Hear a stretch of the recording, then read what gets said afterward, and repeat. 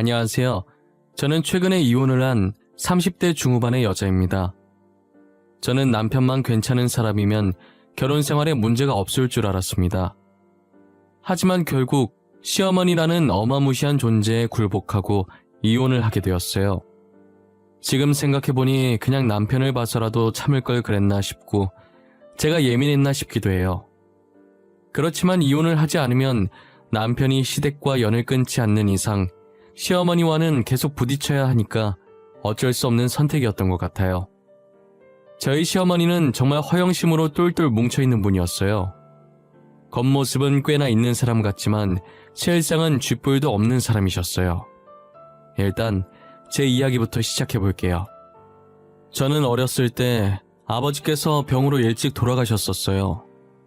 아버지께서는 모태 짠돌이셨는데 용돈 받던 시절부터 죽는 날까지 최대한 아끼면서 모아둔 재산이 정말 많았어요. 어머니께서는 늘 그런 아버지를 보고 죽어서 들고 갈 것도 아닌데 왜 이렇게 미련하냐고 했지만 사람 일은 모르는 것이라면서 자신이 갑자기 사라지게 되면 남은 가족들은 어떻게 하냐고 하셨었어요. 그렇게 모아오신 아버지 돈으로 가족을 먹여 살려야 하니 어머니께서 일을 시작하셨어요. 어머니께서는 할 수 있는 게 요리뿐이라며 분식집을 조그맣게 운영하시게 되었죠. 대학로 쪽에서 일을 시작하셨는데 얼마 뒤 그 대학 근처에 초등학교도 생긴 거예요. 새로 생긴 초등학교 덕분에 점차 장사가 잘 되기 시작했었는데 조미료를 전혀 쓰지 않는 집으로 유명해져서 돈을 많이 벌게 되었어요. 오빠가 하나 있는데 짠돌이 아버지께서 오빠에게만 지원을 아끼지 않았었고 저는 딸이라고 학교만 다니고 따로 학원을 다니지 않았었습니다. 대신 오빠가 주말마다 제 공부를 따로 봐주곤 했었어요. 전교 1등 오빠를 둔 덕분에 저도 전교 1등까지는 아니더라도 항상 상위권에서 놀고 있었어요. 대학도 나름 알아주는 4년제에 입학을 하게 되었답니다. 어머니께서는 그런 제가 기특하다며 가게를 운영하시면서 아버지께서 못해줬던 것 이제라도 해주겠다며 등록금을 지원해 주셨어요. 저는 고등학생 때부터 패션에 관심이 많았어서 패션 디자인 학과를 나왔어요. 항상 저를 이쁘게 봐주셨던 교수님이 계셨는데 꼭 성공했으면 좋겠다는 인재라며 자신의 모든 인맥을 동원해서 제가 첫발을 잘 내디딜 수 있게 해주셨어요. 현재는 주얼리를 전문적으로 하면서 가끔 옷들도 외주를 받고 있어요.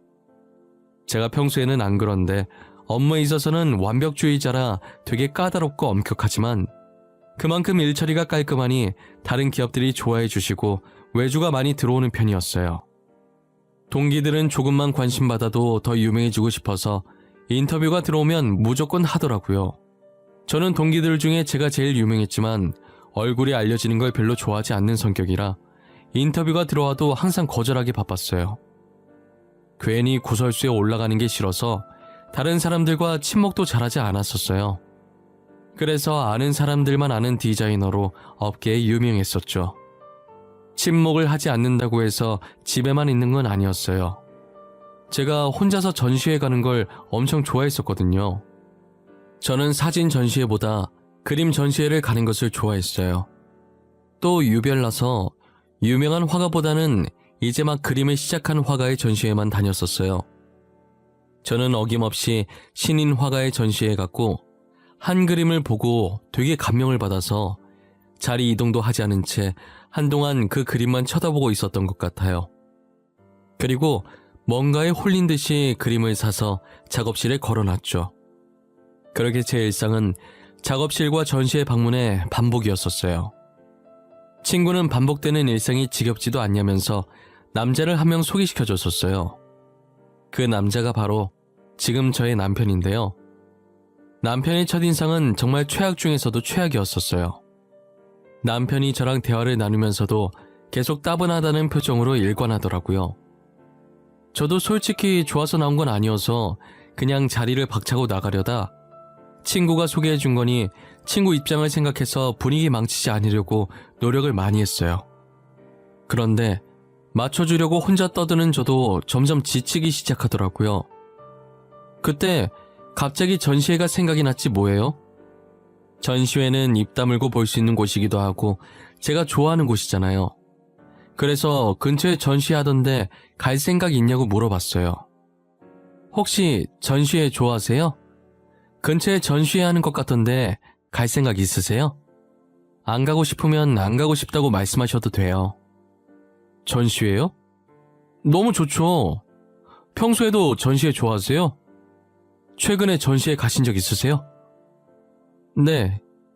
저는 사진 전시회는 잘 안 가고 종종 그림 전시회 많이 가요. 그림 보고 있으면 이상하게 마음이 편안해져서요. 얼마 전에도 갔다 왔어요. 저도 그림 보면 마음이 편안해져서 심란할 때 전시회 가는데 주로 어떤 화가 전시회에 자주 가세요? 저는 이제 막 그림을 시작한 화가의 전시회를 주로 가요. 처음 시작하는 그 서툰 붓질이 너무 좋거든요. 뭔가 붓자국에 설레는 감정이 들어있는 기분이라서요. 전시회라는 말에 줄곧 따분해 보이던 남편의 얼굴에 화색이 돌기 시작하더라고요. 저는 남편이 그렇게까지 말이 많은 사람인 줄 몰랐어요. 좋아하는 분야가 나오니 신나서 조잘조잘 거리는 모습을 보니 싫진 않더라고요. 해맑게 어린아이같이 신나하는 남편이 조금 귀여워 보이기까지 했어요. 저는 전시회를 갔다 와서 남편에게 호감을 느꼈고 용기 내서 애프터 신청을 했어요. 남편도 제가 마음에 들었는지 알겠다고 하면서 수줍게 웃어 보이더라고요. 그렇게 저희는 전시회를 보러 다니면서 진지하게 만나기 시작했어요. 4년 정도 만나니 취향도 취미도 비슷한 남편과 결혼을 하고 싶다는 생각이 들었어요. 그래서인지 제 작업실을 누군가에게 잘 안 보여주는데 남편에겐 보여주고 싶었죠. 그런데 남편이 작업실에 걸려있는 그림을 보고 놀라더라고요. 자기야, 이 그림 뭐야? 이게 왜 여기 있어? 자기가 이 그림 산 거야? 어떻게 이게 여기 있을 수가 있지? 그거? 자기랑 만나기 전에 혼자서 전시회 갔을 때 샀었어. 근데 그게 왜? 이쁘지 않아? 내가 저 그림을 딱 보는데 마음이 뭉클하다고 해야 하나? 이상한 감정이 들더라고. 저 그림 내 그림인데? 나 전시회 3번 정도 하고 그림 접었었거든. 이때까지 이 그림 말곤 팔린 적이 없어서 도대체 누가 산 건지 너무 궁금했는데 그게 자기라니. 아, 진짜? 진짜 신기하다. 어떻게 이런 우연이 있지? 근데 왜 그만뒀어? 다시 시작해봐. 난 자기 그림 좋은 것 같아. 가끔 작업하다 힘들 때 저 그림 보고 있으면 편안해지던데? 정말? 내가 다시 해도 될까? 근데 다시 하기엔 너무 늦은 거 아니야? 그냥 다니던 회사나 잘 다닐래. 자기 말고는 내 그림에 아무도 관심이 없을 것 같아. 아니야, 아직 안 늦었어. 우리 다시 해보자. 내가 옆에서 열심히 응원해줄게. 난 자기가 꼭 해낼 수 있을 거라고 생각해. 처음엔 늦은 것 같다고 안 하려고 하던 남편이 제가 옆에서 계속 응원을 해주니 다시 붓을 잡더라고요. 붓을 놓은 지 오래된 만큼 다시 시작하는 게 저희 생각보다 쉬운 건 아니었어요.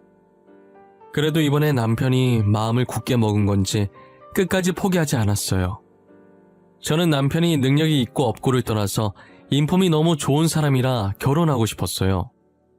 제가 결혼하자고 하자 남편이 계속 고민을 하길래 미래 일은 나중에 생각하자고 당신이 돈 못 벌어도 내가 벌면 된다고 결혼을 밀어붙였어요. 저는 인사를 드리러 과일 바구니와 한우 세트를 들고 남편의 집에 방문했어요. 제가 남편에게 주얼리 디자이너라고만 하고 구체적인 얘기는 하지 않았었거든요. 그래서인지 시어머니께서는 제 직업을 마음에 들어 하지 않으셨어요. 그래, 아들한테 얘기 많이 들었어. 대충 주얼리 그림 그려서 파는 일을 한다고 하던데 맞니? 우리 아들 화가야. 지금은 저러고 있어도 곧 전시회하고 유명해질 거라고. 근데 넌 고작 주얼리 그림 판다고? 어머님, 고작 주얼리 그림 파는 사람이 아니고요. 정확한 직업 명칭은 주얼리 디자이너입니다. 먹고 사는 게 걱정이시라면 크게 걱정하실 필요가 없으실 것 같아요. 둘이 먹고 살 정도는 벌어요. 그래 뭐 그건 그렇다 치고 아버지도 없이 홀어머니에 떡볶이 장사를 한다고? 집안이 튼튼해야 걱정 없이 장가를 보내든지 할 텐데 이게 영 시원치 않은 집안이네. 저희 둘이 좋아서 결혼하는 건데 집안이 무슨 상관인지 모르겠어요. 둘이서 안 굶고 입에 풀칠할 수만 있으면 되는 거 아닐까요? 어째 한마디도 안 지려고 하는구나. 그래, 자존심이라도 있어야지. 일단 우리 아들이 좋다고 하니까 결혼은 허락하마. 혼수는 내가 정해서 리스트 보내줘도 되겠니? 어찌저찌 결혼을 승낙받고 집은 시어머니께서 해주신다고 하시길래 제가 혼수를 해가기로 했어요.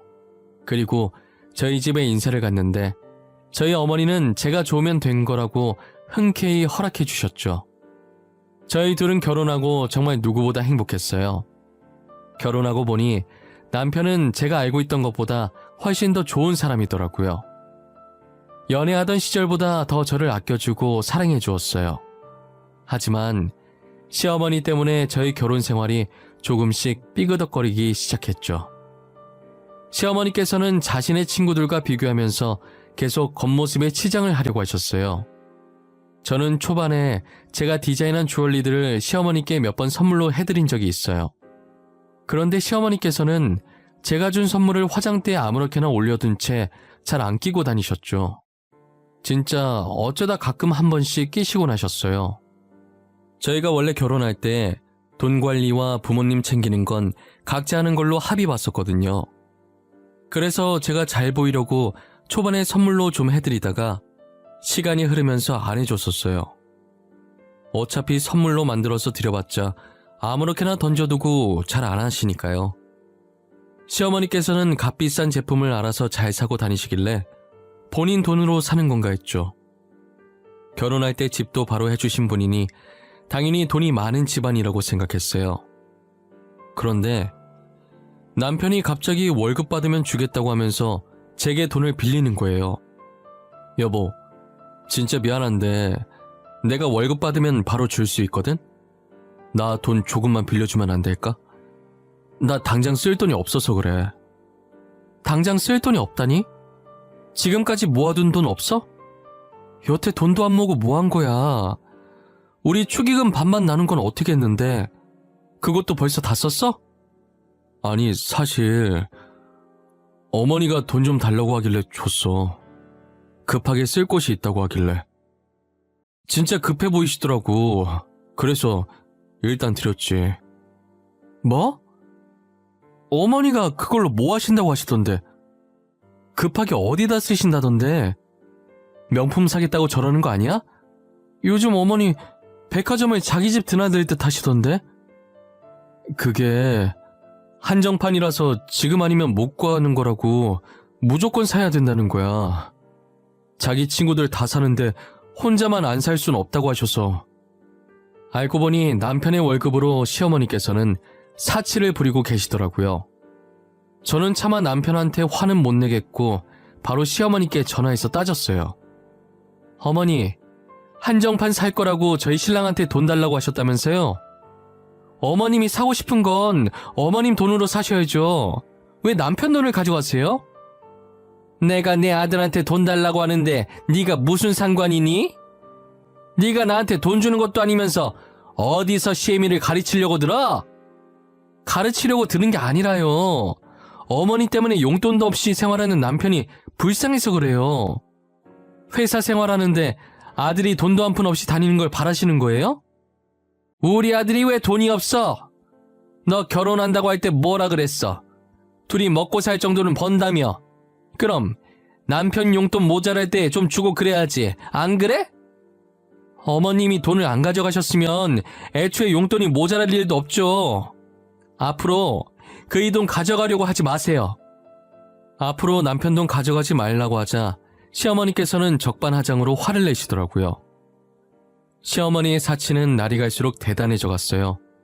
그리고 제가 자신을 가르치려고 들었다고 생각하고 그게 안 입고 왔는지 저희 집을 자기 집 드나들듯 와서 참견하고 시집살이를 시키시더라고요. 처음엔 반응 안 해주면 제 풀이 죽어서 안 할 줄 알고 무시하면서 그러려니 했죠. 하지만 구박하는 강도가 점점 심해지더라고요. 저희 집 구석구석을 돌면서 괜히 손가락으로 쓰면서 먼지 나왔다고, 이 먼지들 때문에 자기 아들 기관지 안 좋아진다고 소리 지르기는 기본이고요. 이불도 하루에 한 번씩 빨라는 둥, 청소기는 2시간마다 한 번씩 계속 밀라는 둥, 정말 말도 안 되는 트집을 잡으시면서 구박을 하더라고요. 없는 집안에 우리 집에 시집을 왔으면 집안일이라도 잘해야지. 집안꼴이 이게 뭐야? 이래서 내가 우리 아들을 너한테 맘 편히 맡길 수 있겠어? 어머님, 진짜 저한테 왜 그러세요? 어머님은 이불 하루에 한 번씩 빠세요? 청소기 2시간마다 한 번씩 돌리시냐고요? 저희 집은 제가 알아서 할게요. 그만 좀 하세요.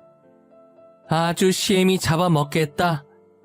이래서 집안에 여자가 잘 들어와야 해. 우리 아들 화고로 성공하면 확 이혼시켜버릴 거야. 우리 아들이 뭐가 부족해서 너랑 사니? 아, 그러세요? 그럼 지금 이혼해드릴까요? 그럼 됐죠? 언제 화고로 뜰진 모르겠지만 혼자서 열심히 화고로 키워보세요. 저는 시어머니께 소리를 지르고 바로 짐을 싸서 그대로 친정집으로 갔어요. 남편에게는 이혼하겠다고 문자만 남기고 폰을 꺼놨습니다. 친정집에 도착하자마자 어머니한테 하소연을 하기 시작했어요. 마침 친정에 오빠네도 와 있더라고요. 엄마, 나 더 이상 못 살겠어. 이혼할 거야. 그런 줄 알아. 아니, 자기들이 있으면 얼마나 있는 집안이라고 저렇게 난리야? 왜? 무슨 일이야? 연서방이랑 싸웠어? 자기들 있는 집안이라고 무시해? 엄마, 숨 넘어가기 전에 빨리 말해봐. 무슨 일인데? 아니, 어머님이 명품 사겠다고 남편이 모아둔 돈을 다 가져간 거야. 자기 돈으로 사지 왜 남편 돈으로 사냐고 한마디 했더니 별트집을 다 잡으면서 구박하잖아. 뭐? 그 여편네 미친 거 아니야? 감히 우리 귀한 딸을 괴롭혀? 나도 아직 집안일을 안 시켜봤는데 자기가 뭐라고 구박을 해? 그래서 시어머니한테 소리 지르고 짐 싸서 나왔어. 아니, 엄마 떡볶이 장사하는 걸로 더럽게 뭐라 하더라니까? 지네는 잘나면 얼마나 잘났다고. 역시 내 동생. 칼 같은 건 알아줘야 한다니까. 아마 시어머니한테 소리 지르고 집 나온 며느리는 너밖에 없을 거다. 한창 친정에서 열내고 있는데 누군가 배를 누르더라고요. 어머니가 택배인 것 같다고 나갔는데 시어머니가 서 계셨어요. 사돈이 여긴 어쩐 일이세요? 더 이상 여기 올 일 없으신 걸로 알고 있는데 불난 집에 부채질 하러 오신 거면 그냥 돌아가 주시겠어요? 며느리가 누구 닮아서 그렇게 싸가지가 없나 했더니 사돈을 닮은 것 같네요. 이 집안은 가진 게 자존심밖에 없으신가 봐요. 사돈께서 얼마나 부자인지는 모르겠는데 아무리 있는 집 사람이라도 사람을 이렇게 무시하면 안 되는 거죠. 경우가 너무 없으시네요. 제가 시비를 걸려고 온 건 아니고요. 확실히 이혼을 하는 건지 확인하려고 왔습니다. 장차 유명한 화가가 될 저희 아들이랑 이혼을 하겠다고 하니 기가 차서요. 이혼 얘기를 해도 저희가 해야 하지 않나요? 이혼 얘기를 누가 하든 뭐가 중요한가요? 없는 집 사람이면 이혼 얘기도 먼저 못합니까?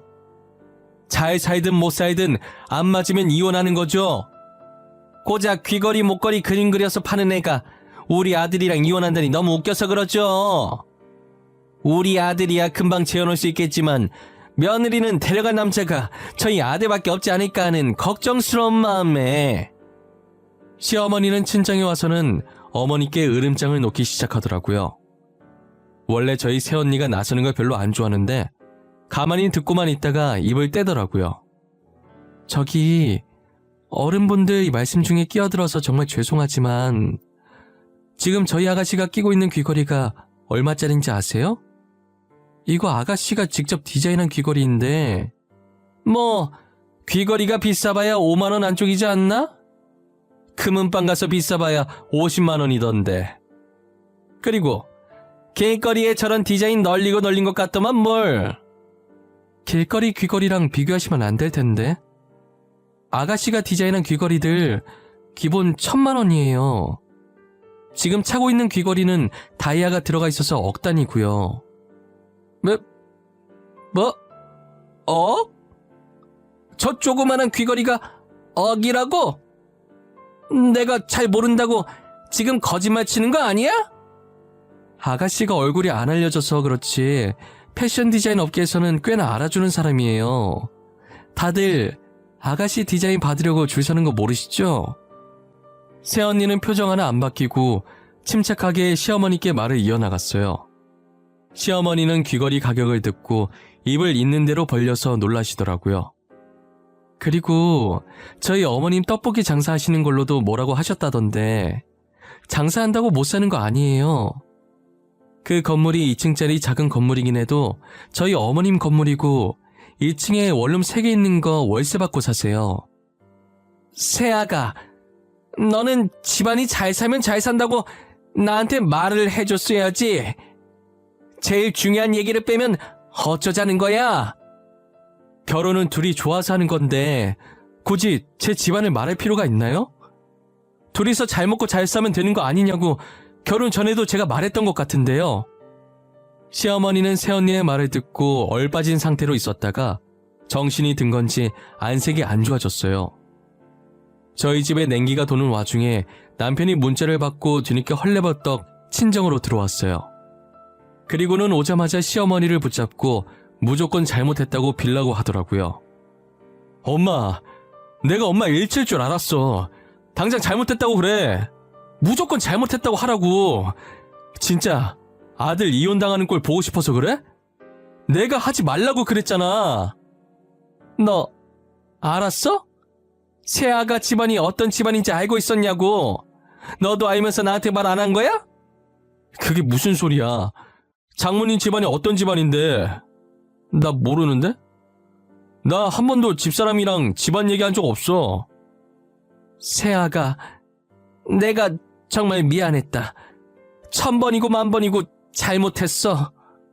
그러니 이제 우리랑 같이 집으로 가자. 응? 제가 거길 왜 가요? 혼수는 그냥 제가 버리는 셈 칠 테니까 가지세요. 집도 어머님께서 해주신 건 줄 알았는데 전세였더라고요. 며칠 전에 집주인 왔다 가셨어요. 월세 받을 거라고요. 집은 내가 다시 구해줄게. 그러니 이혼만은 하지 말아줘. 내가 잘못했다, 새아가. 내가 이렇게 이렇게 빌어도 안 되겠니? 이 불쌍한 늙은이 봐서 안 되겠어? 어차피 이혼할 건데 저한테 빌 필요 없으세요. 그리고 어머님 말처럼 남편은 언제든 재혼할 수 있잖아요. 저는 데려갈 남자 없으니 그냥 편하게 혼자 살려고요. 엄마, 도대체 나 없을 때 뭐라고 한 거야? 여보, 내가 미안해. 내가 대신 이렇게 빌게. 우리 이혼만은 하지 말자. 나 당신 없으면 못 살아. 어? 남편과 시어머니는 거의 울다시피 제 바짓가랑이를 붙잡고 빌었어요. 하지만 두 사람이 아무리 빌어도 저는 이미 이혼하기로 마음먹었어요. 제가 불편한 표정을 짓고 있는 걸 보고 오빠가 나서서 두 사람을 밖으로 내보냈어요. 그 뒤로도 몇 번 찾아왔지만 저는 이혼 서류를 보내는 걸로 대답을 했죠. 아무것도 몰랐던 남편에겐 너무 미안했지만 어쩔 수 없었어요. 저는 허영심만 가득 찬 시어머니를 버틸 자신이 없었거든요. 이제 저희 집안이 어떤지 알았으니 제게 어떻게든 뭐 하나라도 얻어내려고 하시겠죠. 상상만 했는데도 벌써 스트레스를 받을 지경이었어요. 최근 저는 남편과 합의 이혼했고 당분간은 일에만 집중하고 싶어요. 아예 한국 생활을 정리하고 가족들과 함께 해외로 뜰까도 생각을 하고 있습니다. 하지만 어머니께서 아직까지는 장사를 계속하고 싶다고 하셔서 잠시 보류하고 있어요. 어머니께서 제게 너무 미안해 하시길래 괜히 신경 쓰이게 했다고 저는 괜찮으니까 장사하고 싶을 때까지 하라고 말했어요. 지금 엄마 나이가 있으셔서 나중엔 하고 싶어도 못하게 되실 테니까요. 저는 엄마만 행복하시다면 그걸로 됐어요. 저의 이야기는 여기서 마치려고 합니다. 지금까지 저의 이야기를 들어주신 모든 분들에게 감사합니다. 올 겨울 사랑하는 가족들과 따뜻하게 보내시기 바랍니다.